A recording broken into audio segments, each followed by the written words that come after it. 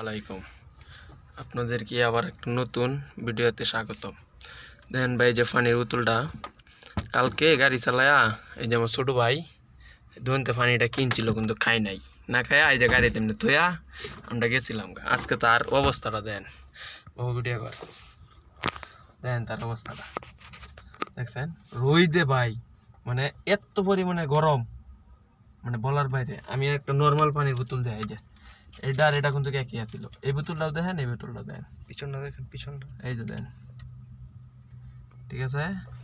মানে আমার বোতলটা এনে থাকলে ঠান্ডাই থাকতো, কিন্তু এতে বলে এমনি হয়ে গেছেন গা।